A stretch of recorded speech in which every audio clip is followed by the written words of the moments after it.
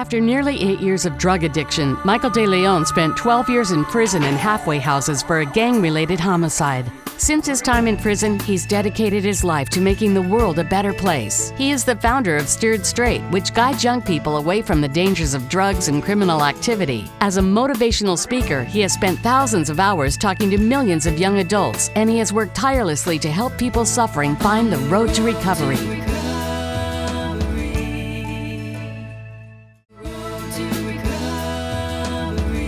Welcome to the Road to Recovery.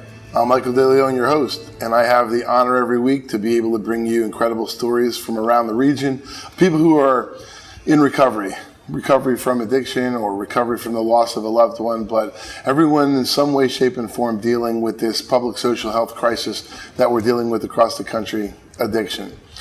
Prescription medication and heroin, many things. We're in the worst public social health crisis our country's ever seen, and along the way, I'm able to meet incredible people, and once in a while someone will come into your path, into your life, that has a story where you just listen and you just shake your head at the end, and you look at them and you don't think that could possibly be their story. And today I have such a guest, very good friend of Steered Straight, one of our most powerful speakers, Crystal Vallee. Crystal, thank you so much for joining us today on Road to Recovery. It's a pleasure. I've been really waiting to do this. It's definitely a situation that makes me very grateful to be able to utilize some of the negative things that I've been through in my life to help other people. That's very important, to have something good come from all that you've been through. And so where does your story begin? Well, I mean, for me, in the beginning, I was a happy-go-lucky kid. I didn't really have any problems whatsoever. I absolutely loved my parents. I, can recall going to Vermont and Pennsylvania to see both sets of grandparents. Had tons of friends. I never had any ill feelings towards myself, nor did I have a negative outlook. But unfortunately, at the young age of 9, my parents divorced, and my life kind of became broken in a sense. I had hated the divorce for numerous reasons. I felt like I lost my mom, I felt like I lost my father, and most importantly, I felt like I lost my childhood because my mother had just recently had my little sister, so it's kind of like we had to fend for each other. And I can remember starting to become depressed in a sense, being that I felt like I really didn't get attention from my parents for whatever reason. I just found myself to be lost, and I can recall just certain situations of like depression and not really understanding why exactly the divorce had happened. I can recall feeling as though it was my mistake, or my fault, I should say rather. And I just started to feel like I was kind of left out, And looking back on the situation now, there's really no certain situation that I could point out that I can pinpoint exactly why I had felt that way, but I was just young and I didn't really understand what was going on. And for me, I kind of tried to find love and attention in all different types of places. And actually, when I was 12 years old, one of my really close friends had been murdered. And where I'm from, Bricktown, a lot of bad things don't happen. So I had started to look at life like only bad things happened to me. I felt as though, I had no childhood. I had a stepdad that was physically, mentally, and verbally abusive, and that really had a lot of the factors on why I felt so little and so less than, and not really worth it. And going through life, I had started to mentally beat myself up. I can recall bullying myself, and I'm always so conscious of anti-bullying campaigns and things like that go on, but it took me a long time to realize that I was the one bullying myself. Right. And about my middle school years, like I was telling you earlier, I just really wanted to fit in, so I started to hang out with kids that were a little bit older in the neighborhood. I had started experimenting with marijuana, beer, smoking cigarettes, things like that. And it seems like, looking back on it now, every single one of us that was affiliated with the girl who was murdered, we all went through some serious things in our life. And going into high school, I played sports. I had a 3.7 GPA. I was in honors classes. And over time, I started to throw all these things away because in my mind, I felt like my parents really didn't care, so why should I? Right. And over time, I started to quit things. And I became almost like a person that molded with whatever group I was at. If I hung out with, the jocks, I did sports-related things. If I hung out with the kids that smoked weed, I smoked weed. If I hung out with the people that just drank beer, I did that. Well, unfortunately, if I hung out with the kids that did the harder drugs, I did those things too. I did wind up going to college, but again, I felt depressed. I was, really confused about who I was. I was still traumatized by the fact that I lost my friend to such a horrific murder. And I never really had gotten help at that point with anything. So all along this way, all this trauma is unchecked, you never worked on it at all? No, nothing at all. And unfortunately, down the road, things get worse. And I always like to say that in the beginning, I, used drugs and did things that other people were doing just for a sense of belonging, to feel validated, to feel attention, to get love. But unfortunately, over time, it became the only way for me to deal with things. Now, after I had left college, I made a decision to stay in Florida, where I had actually met a man. I fell in love. I belonged to a church. I was doing really well. I wasn't doing drugs or anything like that, but I was so focused on the outside appearance. I felt as though I had it all together because I had a nice car or nice clothes or things like that, but on the inside, I was already completely broken. And unfortunately, another severe trauma had happened to me in my early 20s, and I was sexually assaulted. And when that happened, I completely lost everything. Any little bit of self-esteem, self-worth, confidence that I had left was completely stripped away. Now, I didn't really realize that there was people that I could talk to. Like, I had, my boyfriend's parents. I had just told you I belonged to a church. I mean, I could have contacted teachers that loved me in high school or even my college professors, anybody. But I chose not to because in my mind, I thought, I raised myself. Sure. I raised my little sister. I can do it alone.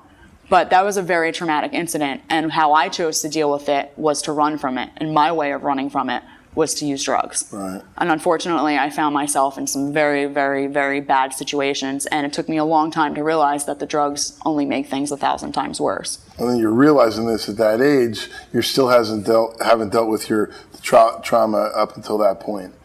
And we'll hear the rest of Crystal's story right after this. Welcome back to the Road to Recovery. I'm Michael DeLeon. Crystal is telling us her story, and although much of the upbringing and childhood story sounds typical of your person who finds themselves in addiction, it's like if you'd made a list of every kind of thing that happened to a young girl up until her young mid-20s, you could check almost everything off. Right. I mean, after, turning to drugs after the sexual assault, more trauma happens, right? Right, and it's crazy because you find yourself living through a situation like something as traumatic as a sexual assault, and then it just makes no sense that when you put yourself in even worse situations, like the things that come along with drug addiction, I mean, I probably should not be sitting here today. I mean, I could have been killed. I could have been assaulted again. Way other situations could have came out of that, but I had felt so lost and worthless and damaged. I felt like nobody cared. I felt like nobody understood, and most importantly, I thought I never would heal. So I felt that was the only way to run from it.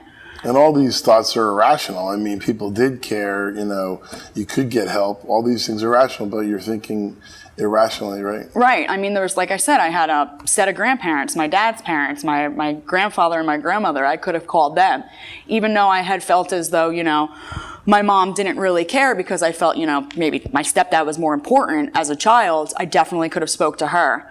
Granted, my little sister was a lot younger than me. I couldn't speak to her at the time. But again, yes, there was definitely people I could have spoke to. And unfortunately, I felt like I could do everything on my own, and I was entirely wrong. Another major part of my story is while I was running from, all these issues at hand, the man that I was just explaining to you about, his name was Elijah. Him and I had actually been engaged for a short period of time. And unfortunately, he also committed suicide during all of this. Right. So now I really feel as though, everybody dies. I felt guilt and shame because I thought it was my fault. I should have been there. And it was just another one of those situations that I just started to think like, only terrible things are going to happen to me. And it's crazy because it was a wake-up call in a sense. I thought like, oh my gosh, like life is really too short. Like people die around me all the time. Wow. Like, sure. Let me, try to get my life together. And I did. And I moved back up to Jersey thinking nothing would follow me because I changed area codes. That didn't work. But for the most part, again, I made everything great on the outside, looking good, but I was completely gone. Never once did I deal with anything I just shared with you, nor did I deal with the fact that now I have an addiction issue. And for about a good year and a half, I kept myself together, and then stress and worry and self-pity and misery and certain dates had started coming around, his birthday, things like that, and, more guilt and shame from the actual drug use and the things that I had been involved in while, using came about. And again, I gave up. It had been like a repetitive cycle. I've always given up. And unfortunately, the end result of this last time of me, going on a drug run was unbelievable. And unfortunately, I was just released from prison 6 months ago for a charge that weighs heavy on my heart every single day. In 2009, I was involved in a car accident where unfortunately somebody had passed away.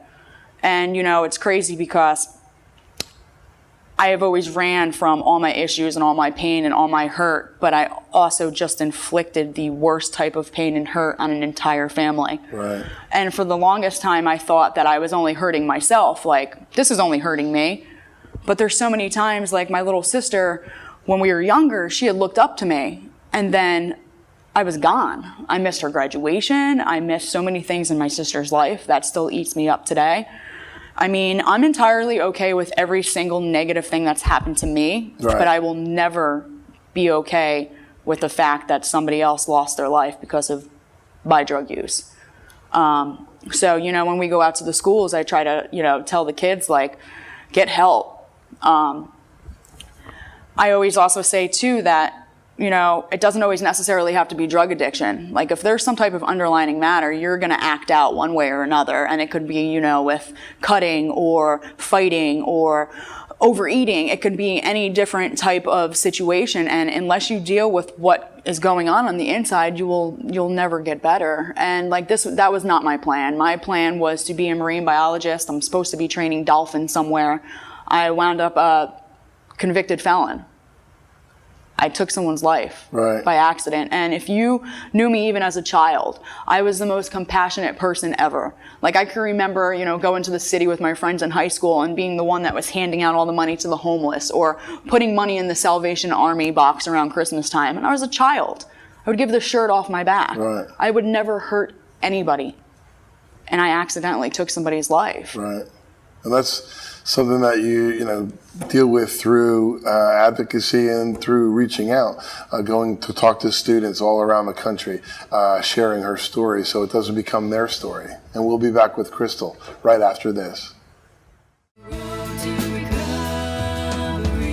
Welcome back to the Road to Recovery.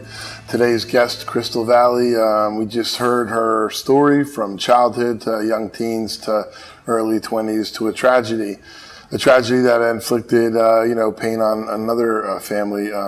You were going to get drugs that day and had a car accident. Unfortunately, someone lost their life. So, it's very interesting you say that, and I hear you say it in schools all the time. You're okay with all the negative things that has happened in your life, but you're not okay with that one negative thing because another family's life was affected. Right. So, for the longest time, when I was a child, and when negative things would happen to me, everybody would always tell me, like, everything happens for a reason. And I used to get so angry because I felt like only bad things happened to me. Like, how many negative, traumatic incidents is a person supposed to go through? And it wasn't until I had started actually becoming involved in public speaking and utilizing my story as a way to help other people that I realized, yeah, I really did go through everything for a reason. So that's why I can say to you, like, I'm okay with everything that happened to me because I made a conscious decision to put purpose to it. I can't tell you how many times I've shared parts of my story and been able to finish a presentation and take a child off to the side and for that day, give them words. Right. And I had really had a huge epiphany one day when I was compelled to speak more on suicide for some reason. And, after I had done that, in the end of a presentation, a girl had came up to me and said, if it wasn't for what you said today, I was going to commit suicide. Wow. And that was when I was like, okay, God, thank you. Because if it wasn't for Elijah being in my life, I would have never dealt with suicide, and I would have never spoke on it that day. Now, do I know that that child didn't have problems the next day? No. But I know for that moment, I had helped someone. So again, that's why I say I'm okay with everything that happened to me. And I honestly wish I would have known years ago that I had purpose for all of this, because then I would have gotten help. I would have started, utilizing this hurt and pain and turning it into some type of mission. Sure. And gotten my own life together, and ultimately someone would still be alive today. Exactly. Well, you're on a mission now, and Right. I see it all the time. I see girls come up to you that really identify with your story. You're not just telling your story, you're teaching it. You're teaching your story, and these girls come up crying all the time, and you pull them off to the side, and you give them just words, but it's more than words. It's the words they need at that time. So you graduated from Brick. Yeah, High I School in New graduated from Jersey. Brick High School in 2001. And over the last, say, 5-6 years, have you lost some friends? Oh yeah, I mean, I was just completely shocked at it. There's been about 4 deaths in Brick within the last 2 weeks of people that I went to high school with. Not necessarily in my class, but yeah. And that's another part of the reason why I do this, because when you come out on the other side of something like this, you look at things in a different light, and it honestly breaks my heart. I'm rooting for Ocean County and even Monmouth County and the whole country, because the epidemic is just so bad, and it breaks my heart. It literally breaks my heart, because there's just so many people dying. I mean, Bricktown is unbelievable right now. And you said all the people that were affiliated with that girl, all the close-knit circle of friends, all ended up in addiction. Yeah, so a lot of us that all, lived in the same neighborhood and were friends with Nicole, as I look back on it, yeah, a lot of us have all went down the same road. Some of us are dead, some are in prison, some are still utilizing drugs. And, when you're a child, you don't really realize all this. But now that I'm older and wiser, and I've, done some type of studying of post-traumatic stress disorder and, addiction and things like that, I can honestly see where we all went wrong. So it's that trauma, and it was unchecked and unaddressed. Right. I mean, 12 years old, you have somebody that's murdered close to you, and nobody's, does anything about it. They didn't do any type of grief counseling or anything for us back then. Now let's take Ocean County. I mean, Ocean County Prosecutor Joseph Coronado recently said in a newspaper article that Ocean County is going to experience their worst year in history. 2016 is going to be the worst year if we're just measuring in death. And we need to measure this crisis in everything, in people who don't just lose their lives, but affect their lives, or go to jail or prison, or end up a vegetable because their heart stops for 10 minutes. There's people in nursing homes at the age of 22 who've overdosed but didn't die. So there's some things worse than death. But if we just measure in death, Ocean County, according to the prosecutor, is going to experience between 150 and 160 overdose deaths this year, the worst year in history. At the same time, naloxone, which is the opioid reversal drug, is being distributed and used at record levels. So it's from this unchecked childhood trauma that we're not dealing with. So your biggest message to kids is what? So for me, I mean, my biggest message for kids is it's kind of large. I mean, obviously, it's definitely, if you're going through anything at all, speak up. If you feel as though you can't get the help in your home, go for it elsewhere. Schools bring in our program, Steered Straight, for, certain reasons. And if they didn't actually care, they wouldn't do things like that. Right. So I always kind of direct the kids to either counselors or, anybody at all, just to start talking about it. I think that's kind of the first thing. The other huge part of my message is, we have so many different campaigns going on for anti-bullying. It's a big deal. People bully each other. But I realized as I got older, I was my own worst bully. Being that I had no self-esteem, no self-confidence, I didn't really feel validated in my life, I became the worst bully. Right. So I also, my message is, not beat yourself up. Don't call yourself ugly or stupid, things like that. Also, to never give up. There's so many things that I gave up on. I share with you, I played sports. I was in honors classes. Who knows? Maybe I could have had scholarships for education and or sports. But I quit because I felt like if nobody else cares, why should I? Right. And you don't realize when you're a child that you're affecting yourself. A lot of the things I did hurt me. Right, and that message is very important, especially today, more than ever. And we'll be back with Crystal for the rest of her message right after this. back on the road to recovery with Crystal. And in summary, this message to kids is really important, especially now in this crisis, because so many kids are dealing with trauma from their loved ones, parents, older siblings dying, right? Yeah, so I mean, most importantly, the biggest part of my message is I always allow, a couple seconds for the kids to ponder on this phrase. If you're hurting, why do you hurt yourself? Because that's what I did.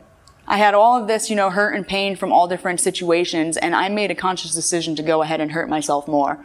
I hurt myself by not asking for help, by beating myself up mentally, by utilizing drugs, and most importantly, by not loving myself enough to know that it was okay to be feeling and thinking the way that I was thinking since I had been through the things I had been through. Well, I think that's a message not just for kids too, but for anybody, adults. Right, anybody. And I mean, I focus on kids because that's generally who we speak to the most, but that's why I had wanted to do this so much, because this is a whole different, audience. And what I would really like to tell everybody today is that if someone thinks that they're not worth it, I promise you, you're worth it. So if nobody's told you today, you're absolutely worth it. Please don't be like me. Don't give up on yourself. Talk about your issues. And just like I was saying earlier, never once did I think that I would ever be over anything that I had been through in my life. But I promise you, I've come out on the other side. And if you can utilize your hurt and pain to help others, you put purpose to it. Well, that's fantastic, and that's a message of purpose, and you're very passionate about what you do, and as I always say, your passion has met your purpose, and people benefit. I know there's tragedy in your life, there's been tragedy, it's affected other people, but you're really making a difference. So thank you so much for coming on the road to recovery and telling your story, sharing your story with viewers. Please get help, please know that you're worth it. Remember Crystal's story, share it, and think about it. You're worth it. And we'll see you on the next episode of The Road to Recovery.